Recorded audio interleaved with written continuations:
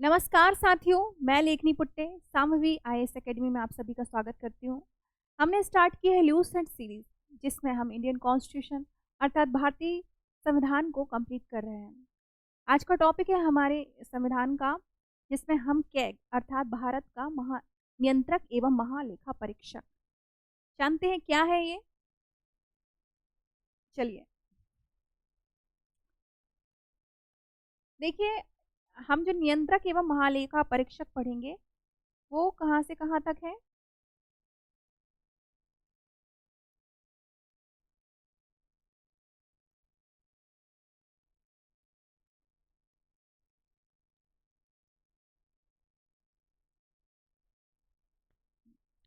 चलिए,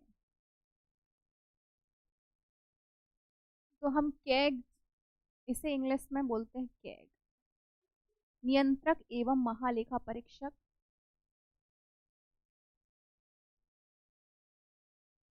controller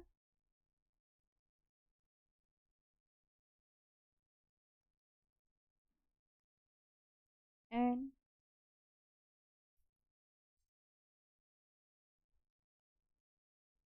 auditing general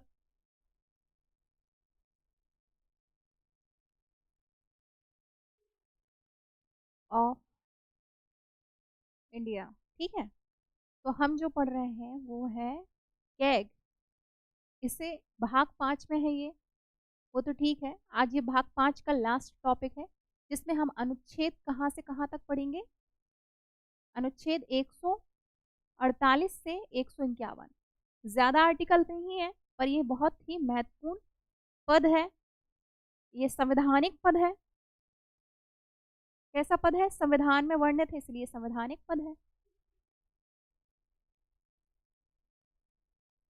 okay, अब हम ये जानते हैं, इसको हिंदी में पहले ही लिख चुका है, नियंत्रक एवं महालेखा परीक्षक। तो आप पीछे देख सकते हैं। अब देखते हैं कि हम भारत के महानियंत्रक एवं नियंत्रक एवं महालेखा परीक्षक क्या काम होने चाहिए इनके। देखिए, कोई भी घर है वहां पे खर्चे होते हैं। साल महीने का खर्च होता है, सालाना खर्च होता है। ऐसे ही सरकार का भी खर्च होता है, जो हमारी पब्लिक का पैसा है, टैक्स के रूप में जाता है। और वो टैक्स के रूप में सरकार उसे कैसे प्रयोग कर रही है, उसकी जांच कौन करेगा? क्या इसका अपव्यय सही तरीके से हुआ या नहीं हुआ? तो इन सब के रिकॉर्ड्स तैयार कौन करता है? कैग। ओके, तो यहाँ पर हम कैग को इसलिए पढ़ रहे हैं ताकि हमारा जो फंड है सर, किसका? पब्लिक का फंड, नागरिकों के, चलो पब्लिक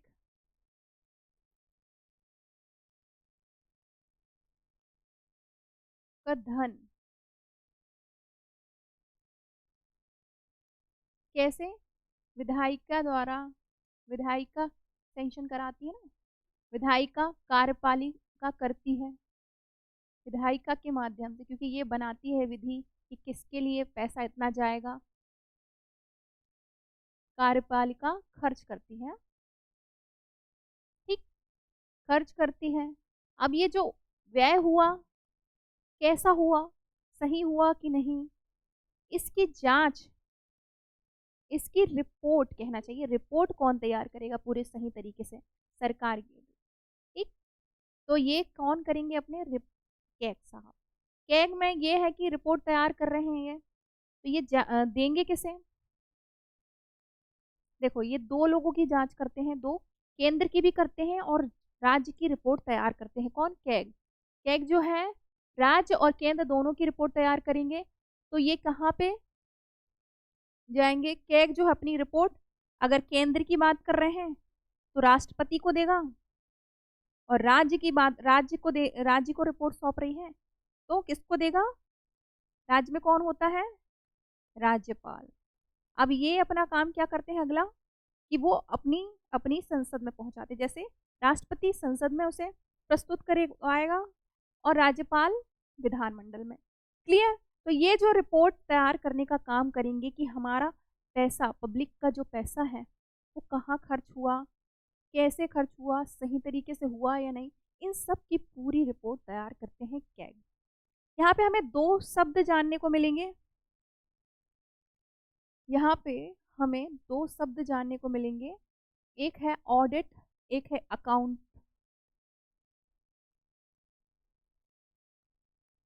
अकाउंट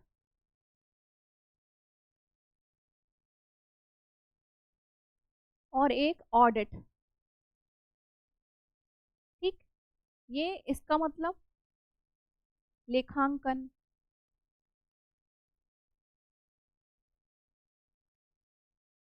ले जब भी ये साथ में करो तो ये होता है। ठीक है, ये देखो लेखांकन और ये ऑडिट है। अब यहाँ पर जो सरकार के खर्चे हैं, जैसे बही तैयार, जैसे हमने मान लो हम हमारे घर में कोई पैसा खर्च करें किसी चीज़ के लिए, कि हमने अपने बच्चों के लिए, स्टूडेंट्स जो हमारे बच्चे हैं स्कूल में जाते हैं, उनके लिए 1,000 रुपये का खर्च आ गया, तो वो उसके लिए हम बही खाता में लिख देंगे। लिखना, लिख देना, एक प्रकार से उसका बही बना देना, बही में उसको राइट करके लिख देना, वो क्या हो गया, अकाउंट। और जो ऑडिट है, ऑडिट है, मान लो हमारे जो स्टूडेंट्स हैं उन्होंने खर्च किया, बच्चों ने, कहना नहीं, घर की बात है, सबसे इजी लैंग्वेज में इसलिए घर का ले रही हूँ क्योंकि बड़े बड़े चीज़ें कई बार हमें समझ नहीं आती, इसलिए घर से ही ले लो। तो घर से ही मान लो हमारे पिताजी से बोले कि हमारे 1,000 रुपये खर्च हुए थे एक साल में, तो वो पैसे यहाँ पे लिख दिए गए बिल के रूप में। अब ऑडिट का काम क्या है, ऑडिट मतलब कि वो सच पे 1,000 रुपये बुक में ही खर्च किए कि नहीं, कि कहीं और खर्च हो गए, तो ये जांच करने का काम कौन करेगा, इसी बही खाते को, जो खाता हमने था उसको जांच करना कहलाता है ऑडिट। अब यहाँ पे हम इन दोनों शब्द के हिसाब से पूरा चलेगा कैग। ठीक है, तो कैग क्या करेगा, पूरे इन सब चीज़ों का पूरा जो सरकार ने जितना व्यय किया, किस योजना के लिए व्यय किया, किस विभाग ने किया, उन सब को लिखकर एक बेहतरीन, एक अच्छा दस्तावेज तैयार कर लेगा, फाइल तैयार कर लेगा। तो वो कौन कर लेगा, अकाउंट। और वो सिर्फ राज्य के मामले में नहीं करता, केंद्र दोनों का। देखो यहाँ पर दो चीज, एक चीज निर्धारित है, देखो कैग के पास दो पावर है। कैग क्या करता है, कैग जो है, कैग सिर्फ राज्यों का अकाउंटिंग करता है। कहाँ लिखो इसको, रुको, कैग जो है, कैग यहाँ लिख देते हैं, कैग राज्यों का क्या कर रहा है, अकाउंटिंग। अकाउंटिंग मतलब ये लेखांकन। ठीक है, परीक्षण कौन, परीक्षण की बात करें, केंद्र का नहीं करता। ठीक है, लेखांकन नहीं करेगा। लेखांकन मतलब ये लिखता नहीं है, वो कौन लिखता होगा फिर, नहीं अभी रुको, ये लेखांकन जो लिखना वाला काम जो है, ब्यौरा जो बही खाता टाइप तैयार कर रहे हैं, केंद्र का कौन करेगा, सीजीए। सीजीए ये है अलग से एक और पद है। देखो कैग जो है एक संवैधानिक पद है, तो वो संविधान में वर्णित है, लेकिन ये संविधान में वर्णित नहीं है, ये सीजीए, ये वाला पद संसद बनाती है। तो ये सिर्फ लिखने, जो पूरा सरकार का खर्चा लिखने वाला काम केंद्र वाला कौन करता है, सीजीए, लेकिन राज्य का कैग करती है। ठीक है, ये वाला काम, अकाउंटिंग वाला काम कैग करेगी सिर्फ राज्य के मामले में। क्लियर, किसके मामले में, अकाउंटिंग मतलब लिखना, एक ब्यौरा पूरा। हाँ, और बात ऑडिटिंग की बात करें ना, तो ऑडिटिंग जो है जांच के तौर पे वो करती है कौन, कौन, दोनों ही करे, दोनों का ही करेगी वो, कैग राज्य का भी करेगी और, हाँ, तो यहाँ पे ये दोनों काम करती है। ये बात क्लियर, राज्य का भी और केंद्र का भी, ऑडिटिंग दोनों का करती है, लेकिन लेखांकन और अकाउंटिंग बस वो राज्य का करती है। और अगर बात करें अकाउंटिंग की, केंद्र का कौन करेगा, तो वो ये पद है, सीजीए, इसका कंट्रोल है, जनरल ऑफ अकाउंट्स। ठीक है, ये हो गया। अब देखते हैं यहाँ पर, ऐसे अभी हमें कैग पढ़ना बहुत अच्छे से जरूरी है, इसीलिए वो बात बताई गई। ठीक है, तो अब बात करते हैं 148 अनुच्छेद, अनुच्छेद 148 जो भारत के नियंत्रक एवं महालेखा परीक्षक की बात करता है। हमने बताया नियंत्रक एवं महालेखा परीक्षक क्या काम करेगा। हाँ, मतलब सरकार के जितने भी व्यय हुए, खर्चे हुए, हमारे पैसे जो पब्लिक का पैसा था, टैक्स वगैरह जो भी वसूला गया था, उसको उसने कहाँ लगाया, उन सब को वो रिकॉर्ड के तौर पे बनाएगा, फाइल में तैयार करेगा। बेहतरीन। फिर उसकी भी जांच होगी, तो उसके लिए अलग एक और 3 लोगों को पढ़ेंगे हमने। एक तो कैग को पढ़ेंगे, एक CGA और एक और PAC लोक लेखा समिति, 3। ठीक है, तो यहाँ पर अभी पढ़ रहे हैं हम कैग। कैग जो है, इस पद की बात कहाँ हुई है, आर्टिकल हाँ A1 में। तो पद की नियुक्ति, देखो कैग एक पद है, संवैधानिक पद है, ये बात तो क्लियर है। ठीक है, अब इसकी नियुक्ति कौन करेगा, इसकी नियुक्ति करेंगे राष्ट्रपति। संवैधानिक पद है तो कौन करेंगे, शपथ जो नियुक्ति करता है उन्हीं के सामने शपथ लेंगे, तो प्रेसिडेंट। कार्यकाल और सेवा शर्तें, इनके कार्यकाल कितना है, इनका कार्यकाल 6 वर्ष या हाँ 6 या 65 वर्ष। तो यहाँ पर कंफ्यूज नहीं होना, नहीं तो आप जनप्रतिनिधियों वाला डाल दो, है ना। जनप्रतिनिधि जो हम चुनाव, मतलब जिनको हम भेजते हैं चुनकर, उनका 5 साल का रहता है। लेकिन ये जो है कैग, जो हमारे लेखांकन करते हैं हमारे पैसे का, इनको पता बहुत सारे नामों से भी जाना जाता है, तो भी हम बाद में बताएंगे। वित्तीय प्रहरी, तो ये 5 साल 6 साल या 65 वर्ष। अगर मान लो 53 सॉरी, अगर ये 63 वर्ष की आयु में बना है और 65 साल, तो 2 साल में ही हो जाएंगे। जैसे ही 65 साल होगा वो पद से मतलब उनको इस्तीफा देना पड़ेगा, क्योंकि वो रिटायर्ड हो जाएंगे, इतनी उम्र तक ही है, तो 2 साल ही बस काम करेंगे। मान लो 59 में बनते हैं तो तब भी 65, क्योंकि मतलब 6 साल का कार्यकाल है 65। और 57 में अगर बनते हैं, हाँ, तो 6 साल तक काम करेंगे, 6 मतलब 3 63 तक ही काम कर पाएंगे अपनी आयु के। तो उनको पास इतना ही ये है कि आप या तो 6 साल कर लो या फिर 65 की आयु तक, जितनी अगर 1 साल भी बचा है उतने ही साल करोगे, अगर 65 वर्ष की आयु हो जाती है तो। क्लियर। तो यहाँ पर उनका कार्यकाल कितना हुआ, 6 या 65 वर्ष। अब हटाने की प्रक्रिया इनकी सरल नहीं है, बिल्कुल कैसी बनाई गई है, जैसे हमने सुप्रीम कोर्ट के न्यायाधीश को पढ़ा था ना, महाभियोग जैसी प्रक्रिया। महाभियोग नहीं, नहीं तो महाभियोग ही समझो। सुप्रीम कोर्ट के न्यायाधीश को हटाने के लिए विशेष बहुमत से बिल, मतलब वो पास होना चाहिए, हटा रिमूवल प्रक्रिया, तो विशेष बहुमत जरूरी है। हटाने की प्रक्रिया सुप्रीम कोर्ट के न्यायाधीश के समान, अर्थात विशेष बहुमत से। ठीक है, बहुमत विशेष होने चाहिए। आप बात करें स्वतंत्रता, तो इनकी पता है इनको ऐसी प्रक्रिया क्यों रखी जाती कठिन, ताकि आसानी से उन्हें हटाए ना कोई भी मंत्री। नहीं तो क्या हुआ कि कोई भी मंत्री बनाया हमारे हिसाब से काम नहीं कर रहे हैं, हालांकि क्योंकि वही है पूरे रिकॉर्ड्स रखेंगे ना ये, तो हमारे हिसाब से काम नहीं कर रहे हैं तो कोई भी हटा सकता है मंत्री, मतलब कोई भी नहीं, मतलब प्रधानमंत्री हटा दें।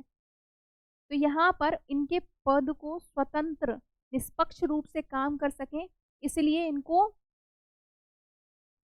यहाँ पे सेवा देखो, इसलिए इनको एक संचित निधि से क्या दिया जाता है, वेतन। संचित निधि से वेतन उनको मिलते हैं, जो कि मतलब संसद में उसके लिए अलग से बिल पास नहीं होता है, वो उसमें पहले से ही प्रावधान रहता है कि यहाँ से इन पदों को कैसा पेमेंट मिलनी है, वेतन भत्ते, तो उनके निर्धारित रहते, उसमें कमी नहीं कर सकते आप, कोई भी उनमें कमी नहीं कर सकता जब तक क्या ना हो, वित्तीय आपातकाल ना हो। क्लियर। तो यहाँ पर क्या बात हो रही है, वित्तीय आपातकाल एक अलग स्थिति है, जब भाई पैसे की कमी आ गई तो क्यों नहीं कम करेंगे, लेकिन सामान्य स्थिति में कभी उनके पैसे कोई भी सरकार नहीं कम करेगी, तो इसलिए वो निश्चिंत रूप से काम कर सकते हैं, निश्चिंत और स्वतंत्र रूप से।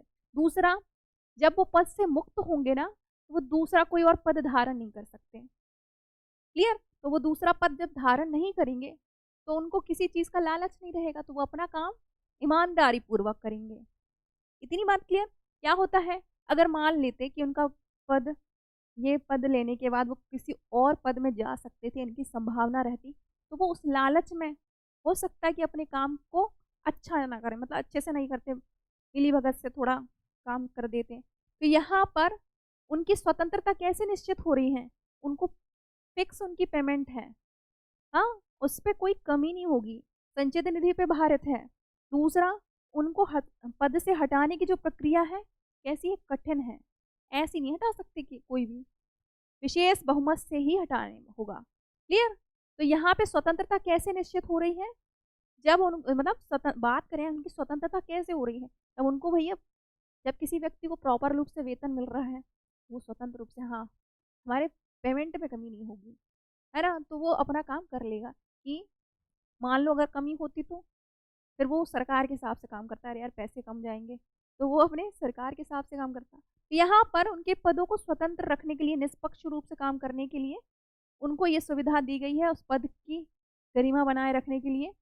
उनका काम क्या है, सरकार द्वारा जो भी वित्तीय लेन देन हुआ है ना, पैसे का लेना और खर्चा, वो कैसे होगा, मतलब उनका ब्यौरा जो है ये तैयार करेंगे, रिपोर्ट तैयार करेंगे, कैग। अब आते हैं नेक्स्ट आर्टिकल 149, अनुच्छेद 149। क्या है, कैग के कर्तव्य और शक्तियां, क्या काम करेगा वो, हमने बताया था ना, ऑडिट का मतलब जांच करना, किन चीजों का, जो उन्होंने, कैग ने क्या किया है, रिपोर्ट तैयार की एक प्रकार से, है ना, जो भी बही खाता तैयार किया सरकार के वित्तीय लेन देन का, उनकी जांच करेंगे वो। केंद्र के अंदर जितने भी मंत्री आते हैं, विभाग आते हैं, जो भी संस्थाएं आती हैं केंद्र के अंदर, उन सब का रिकॉर्ड रखेगी वो, और उनका चेक करेगी कि हाँ पैसा कितना खर्च हुआ, उसको लिखेगी बाकायदा, कितना कितना इन्होंने मांगा था, मतलब शिक्षा विभाग में 5,000 करोड़ लिया, कितना खर्च हुआ, सही जगह हुआ कि नहीं, ये सब देखेगा। ठीक। अब राज्य सरकार का भी, राज्य सरकार में भी जितने भी मंत्री हैं, जितने भी विभाग हैं, जितनी भी संस्थाएं, वो सब की कैग काम करेगा, कैग का काम ही है ऑडिट करना।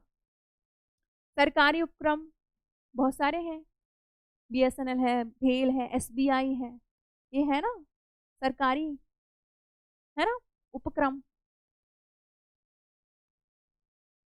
ऑडिट जांच करना, हमने बताया था ना। देखो, एक बही खाता लेखांकन करता है, हमने मान लो 2 लोग हैं घर में, एक व्यक्ति लिख दिया कि हमने 1 साल में क्या किया, मतलब 1 साल में हमने बुक के लिए 1,000 खर्च हुआ, ठीक है, और हमारे ड्रेस के लिए 3,000 खर्च हुए, हाँ पूरा खाते का लेन देन ये लिखा, उसकी बिल तैयार है। अब वो उसकी जांच कौन करेगा, तो वो जांच की बात कर रहे हैं कि जो लिखा हुआ है क्या वो सही है, कि 1,000 रुपये स्कूल मतलब बुक्स के लिए ही खर्च हुए हैं क्या, हाँ, तो वो जांच करने का काम करेंगे कैग। ठीक है, तो यहाँ पर चीजें क्लियर हुई। अब ये स्वायत्त निकाय बहुत सारी हैं, जिनको अनुदान मिलता है, अनुदान मतलब सरकार की तरफ से फंडिंग रहती है, आधा उनका आधा हमारा सरकार का।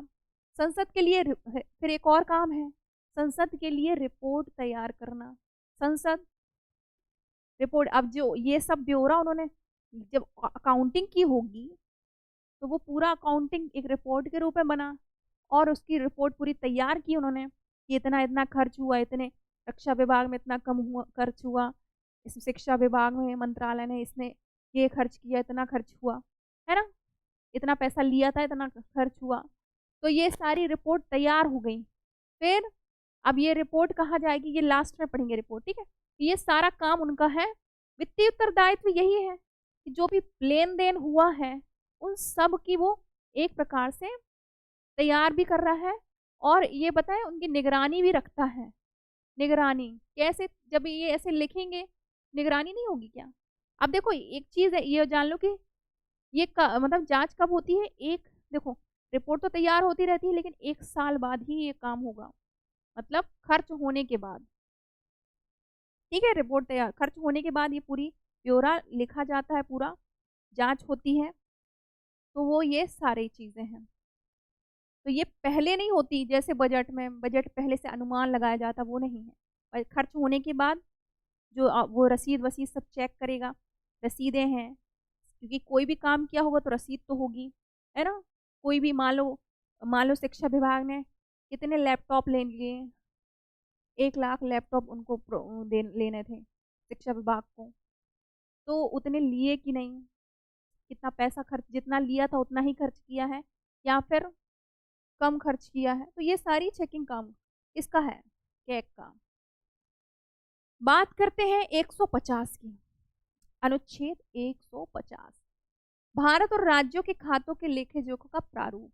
देखो, भारत और राज्यों का जो लेखा जोखा बनाया उन्होंने, ये जो हम पढ़ रहे हैं ना, अकाउंटिंग क्या, नियंत्रक एवं महालेखा परीक्षक, ये लेखा जोखा है एक प्रकार से पूरे किसका, हमारे खर्चे का, सरकार के खर्चों का पूरा लेखा जोखा वो रखेगी रिपोर्ट तैयार करने के लिए। तो यहाँ पर जो लेखा जोखा है उसका प्रारूप कैसा होगा, है ना। तो ये राष्ट्रपति तय करते हैं। कौन करते हैं? राष्ट्रपति तय करते हैं, लेकिन किसकी सलाह से? कैग की सलाह से, खुद से नहीं कर सकते वो। हमने बताया था ना कि राष्ट्रपति क्या है, कैग मतलब राष्ट्रपति कार्यपालिका का प्रमुख होगा, नाम मात्र की कार्यपालिका है, वास्तविक रूप से मंत्रिमंडल पूरा काम करता है। तो ये यहाँ पर कैग उनको सलाह देगा कि ऐसा प्रारूप होना चाहिए, खातों का प्रारूप कैसा होगा, सलाह वही यहाँ बता दिया। सलाह कौन दे रहा है? कैग। खातों का प्रारूप तय कौन कर रहे हैं? राष्ट्रपति जी। नहीं, प्रारूप तैयार तय अंतिम रूप से राष्ट्रपति, नहीं तो कंफ्यूज मत होना, सलाह देंगे वो, सलाह। ठीक, तो ये दोनों मिलकर काम करते हैं यहाँ पर। बाकी ऐसे ये देखो, ये क्वेश्चन समझ ले लो, नहीं तो फिर यहाँ पे गलत कर दो कि खातों का प्रारूप तय राष्ट्रपति आएगा पर सलाह लेंगे कैग से। हाँ, ठीक है।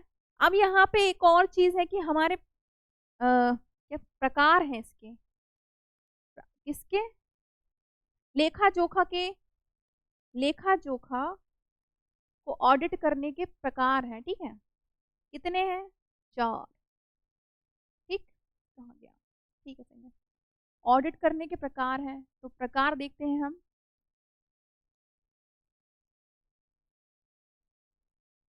First, second, third, fourth. अनुपालन ऑडिट,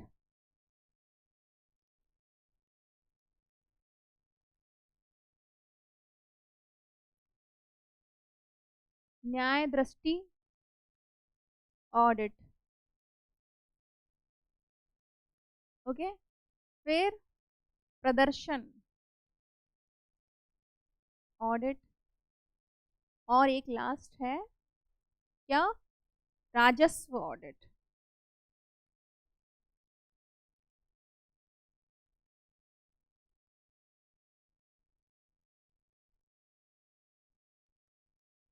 ठीक, तो यहाँ पर ये जो है प्रकार दिए हैं हमारे 50 में, आर्टिकल 150 में ऑडिट के प्रकार हैं। ये अनुपालन ऑडिट जो है कि जो सरकार है वो ऑडिट तैयार कर रही है तो वो सही नियमों के थ्रू कर रही है कि नहीं, नियम कानून का पालन कर रही है कि नहीं। मतलब कोई भी खर्चा कर रही है तो वो नियम कानून का पालन हो रहा है कि नहीं। मान लीजिए कि किसी सरकार ने, मतलब किसी शिक्षा विभाग ने कितने 1 लाख लैपटॉप खरीदे, जरूरत मतलब थी तो उन्होंने लिए।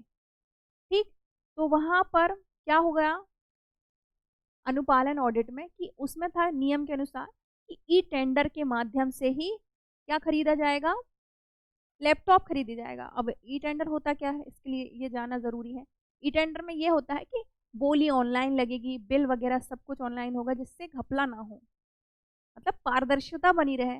अगर मान लो पहले ऑफलाइन होते थे तो उसमें पारदर्शिता नहीं होती थी। अब नियम यही कह रहा है कि ई टेंडर के माध्यम से लैपटॉप होने चाहिए, उसने नहीं किया तो वो एक गलत तरीका है। तो ये अनुपालन हुआ कि नहीं किसी चीज के, हाँ, तो यहाँ पर मतलब मान लो नहीं हुआ तो फिर वो एक प्रकार से गलत हुआ, है ना। इसको फिर उसमें रखा जाए कि हाँ, इस मंत्रालय ने सही तरीके से प्रक्रिया नहीं की। ठीक है। अब न्याय दृष्टि ऑडिट क्या है? न्याय दृष्टि ये है कि खर्चा सही हुआ कि नहीं, खर्चा सही मतलब तर्क संगत तरीके से हो रहा है कि नहीं, न्यायपूर्ण तरीके से हो रहा है कि नहीं। जैसे मान लो कोई मंत्री खर्च करे अपने लिए व्यक्तिगत रूप से, कि उसके अपने घर में फर्नीचर चाहिए 5 लाख रुपए खर्च, मतलब सरकार का पैसा, सरकार का नहीं, हमारे जनता का पैसा है और वो अपने लिए खर्च कर रहा है, तो वो क्या हो गया, न्यायपूर्ण नहीं है। और ये इसके लिए वो ऑडिट करेगा, लिखेगा, जांच करेगा कि सरकार जो सार्वजनिक पैसा है, सार्वजनिक पैसा जो कहाँ खर्च होना चाहिए, पब्लिक के लिए खर्च होना चाहिए था, आपने व्यक्तिगत कैसे खर्च किया, तो उससे ऑडिट करेगा वो। और फिर वहाँ पे पाया जाएगा कि इस मंत्री ने ऐसा ऐसा किया, तो फिर वहाँ पे उनके लिए जो भी हो एक्शन लेंगे। ठीक है। फिर प्रदर्शन ऑडिट। प्रदर्शन ऑडिट क्या है? प्रदर्शन ऑडिट में होता है कि हमने कोई योजना लाई, मान लीजिए प्रधानमंत्री ग्राम सड़क योजना, आवास योजना का ले लेते हैं ना, तो आवास योजना में 1 लाख घर बनने थे और हमने कितना हजार सैंक्शन करवाया, 5,000 करोड़। हाँ, अब 1 लाख घर बनने थे 5,000 करोड़ में और हमने बनाए 40,000, 40,000 ही घर बन पाए।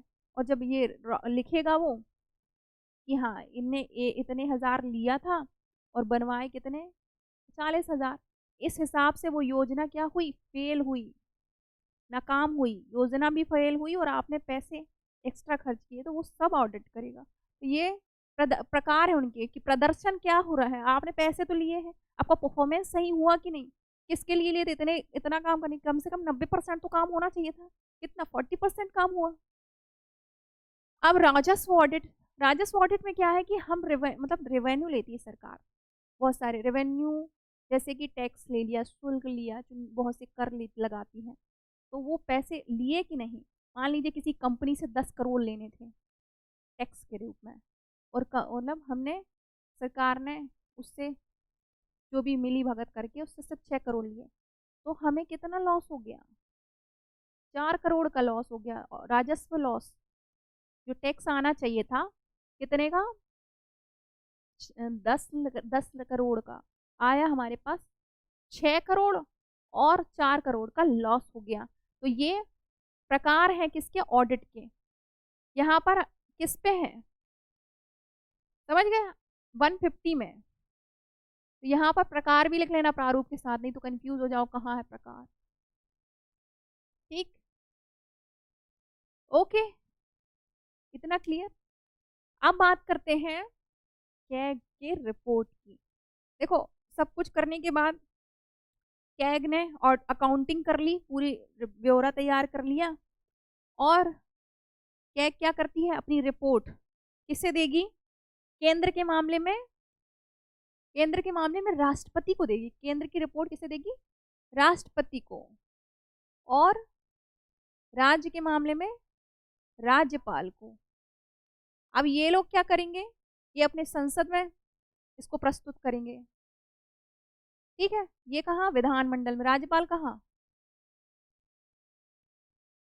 राज्यपाल अपने राज्य में, जिस राज्य का वो राज्यपाल है, विधानमंडल। ठीक है, संसद तो जानते ही हो ना, संसद कितने लोगों से मिलकर बना, मतलब संसद, लोकसभा, राज्यसभा। तो यहाँ प्रस्तुत करेंगे ये इनके बाद क्या होगा, ये रिपोर्ट जो है इनकी जांच करेगा लोक लेखा समिति, से बोलते पब्लिक अकाउंट्स कमिटी, पीएसी। ठीक है, तो इसकी जांच कौन करेगा आखिरी में,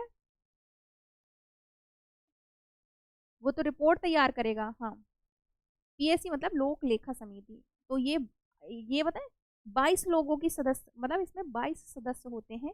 इसमें लोकसभा के कितने सदस्य होंगे, तो कोई मिनट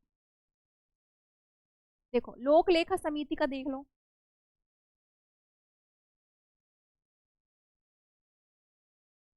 लोक लेखा समिति जो रिपोर्ट बन गई ना, तैयार हो गई, किसने, कैग ने रिपोर्ट तैयार की है ना, कैग रिपोर्ट तैयार कर दिया। अब इस रिपोर्ट की जांच कौन करेगा? नहीं, राष्ट्रपति जांच नहीं करेगा, राष्ट्रपति तो प्रस्तुत करवाएगा। कहाँ पे? संसद पर। हाँ, तो ये पीएससी हम इसलिए तो लिख रहे हैं। देखो लोक लेखा समिति हमने देखा, लोक लेखा समिति किसकी जांच करेगी? कैग जो रिपोर्ट प्रस्तुत करेगी उसकी जांच करेगा। और लोक लेखा समिति में कितने सदस्य होते हैं? 22। और इसमें जो सदस्य होते हैं ना, लोकसभा से 15 होंगे और राज्यसभा से 7। इसका अध्यक्ष कौन होगा?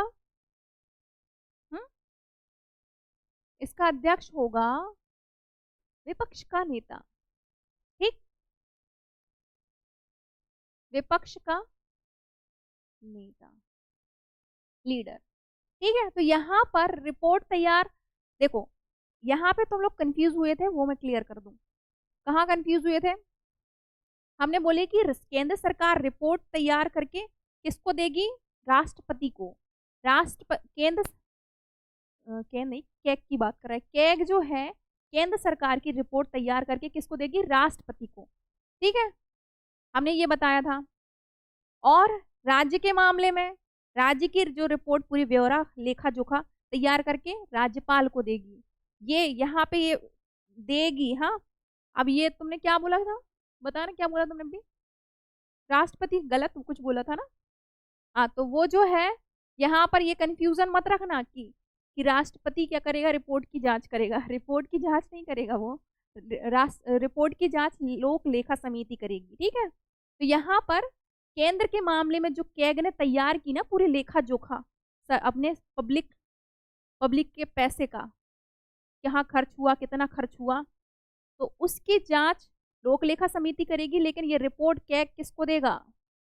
रिपोर्ट देगा वो राष्ट्रपति को। यहाँ कंफ्यूज मत होना, नहीं तो तुम लोग कंफ्यूज हो जाओ। ये लाइन से याद करो। और राज्यों के मामले में राज्यपाल को, ये याद करना अच्छे से। ठीक है, ठीक है। स्टेट के मामले में कैग ही देगा, नहीं तो ये मत सोचा कि कोई और दे रहा है। तो रिपोर्ट किसको दे रहा है? राज्यपाल को, राज्यों के मामले, केंद्र के मामले में राष्ट्रपति। अब ये संसद में प्रस्तुत करती है, प्रस्तुत करती है। एक एक शब्द को सुनो, प्रस्तुत करती है। ठीक है, और यहाँ पे विधानमंडल पर प्रस्तुत करवाते हैं। ठीक, विधानमंडल, लेजिस्लेचर। इतना क्लियर? अब सही है, कंफ्यूजन नहीं होगा। जो कंफ्यूजन था वो मैं खत्म कर रही हूँ, क्योंकि यहाँ पे तुम कंफ्यूज हो गए। लास्ट हमने बताया जांच कौन करेगा? पीएससी, इसे जिसे कैग की बहन भी कहते हैं, मतलब लोक लेखा इसकी बहन कहते हैं। लोक लेखा समिति को किसकी बहन कहेंगे? नियंत्रक एवं लेखा परीक्षक की बहन भी कहते हैं, क्योंकि वो भी वही काम कर रहा है। अब बात करते हैं,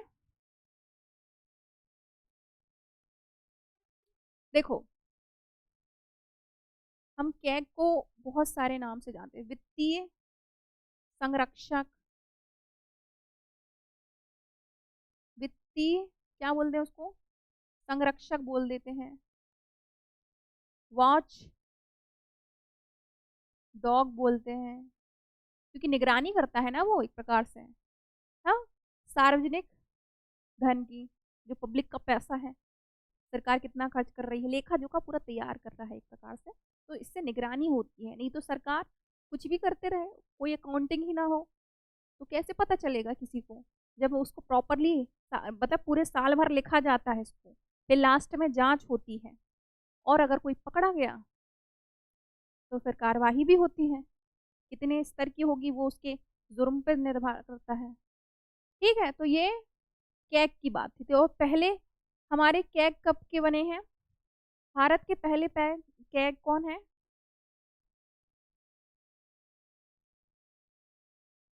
फर्स्ट नियंत्रक एवं महालेखा परीक्षक कौन है?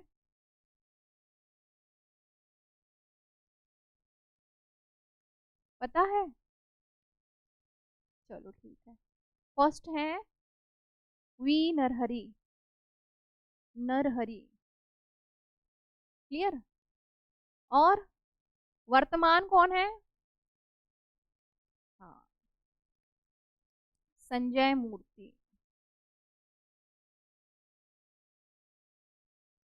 हमने 3 समितियों के बारे में, मतलब 3 संस्था के बारे में जाना है। एक तो कैग, एक सीजीए जो कि वित्त मंत्रालय के अधीन काम करता है, एक सीजीए ज्यादा है इसका, थोड़ा सा तुम लोग सर्च कर लेना सीजीए का। और ठीक है, सीजीए, इसको तुम लोगों को काम दिया जा रहा है, सर्च और थोड़ा सा लिख भी लेना।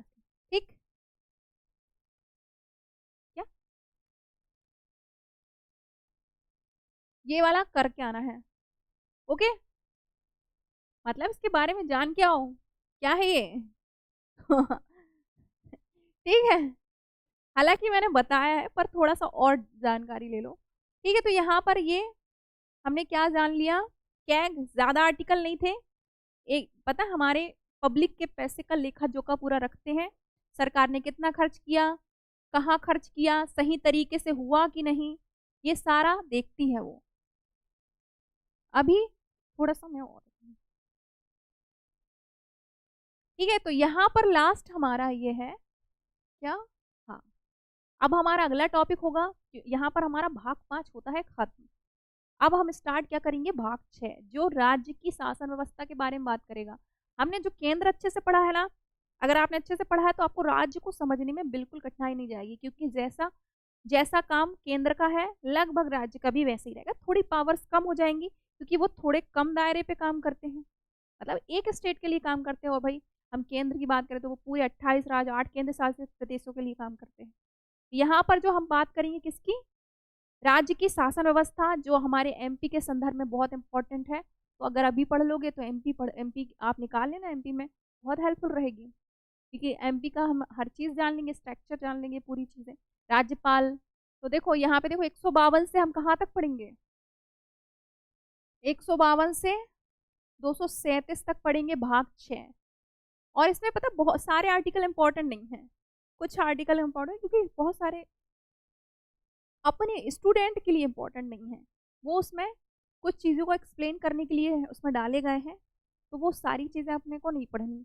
कितना पढ़ना है, जितना हम बताएं उतना तो पढ़ना है, बाकी बाकी चीज़ें जो है छोड़ सकते हो आराम से। तो देखो 152 में राज्य की परिभाषा रहेगी। हमने राज्य की परिभाषा एक तो 12 में पढ़ी थी, एक 36 में पढ़ी थी, और एक ये वाली पढ़ेंगे, लेकिन ये वाली राज्य की परिभाषा अलग होगी। हाँ, वहां पे अलग थी, वो मौलिक अधिकारों के संदर्भ में थी। यहाँ पे जो राज्य की परिभाषा होगी वो स्टेट के लिए रहेगी कि राज्य कौन कौन से हैं। हमारे 28 राज्यों की बात करेगा वो, जैसे जम्मू कश्मीर अभी क्या है, केंद्र शासित प्रदेश है ना, तो इन सब की बात करेगा। अब 153 167 यहाँ पे हम राज्यपाल को जानेंगे, जैसे राष्ट्रपति को जाना था वैसे ही पावर्स मिलेंगी, लगभग थोड़ा सा कम मिलेंगी बस। मुख्यमंत्री 163 से 167, देखो यहाँ पे देखो 52 था वहां पे आर्टिकल, यहाँ पे 53 है, 53 से अपन राज्यपाल को पढ़ेंगे, बस ये है एक लग जाता है इसमें 153। 100 वाली लाइन में अपन राज्य व्यवस्था पढ़ेंगे वो भी, ठीक है। उसके अंदर तो केंद्र वाली थी, मतलब 150 तक अपन ने कहा तक पढ़े, 150 तक हमने केंद्र सरकार पढ़े, थोड़ा सा एक ज्यादा ले लो दो, ठीक। बाकी फिर क्या है, विधानमंडल, पूरी कार्यपालिका, उच्च न्यायालय। उच्च न्यायालय हमने बहुत अच्छे, सुप्रीम कोर्ट बहुत अच्छे से जाना, तो हाई कोर्ट भी आप अच्छे से जान जाओगे। अधीनस्थ न्यायालय, इनको भी जानना पड़ेगा, बहुत सारी छोटी छोटी मतलब जो निचले स्तर की अदालतें हैं उनको भी जानना पड़ेगा, ग्रामीण स्तर की भी अदालतें हैं। हाँ, ठीक। अब कल मिलते हैं और इस टॉपिक को कवर करेंगे अच्छे से, तो थोड़ा सा रिवाइज कर लें, टेस्ट लेंगे हम।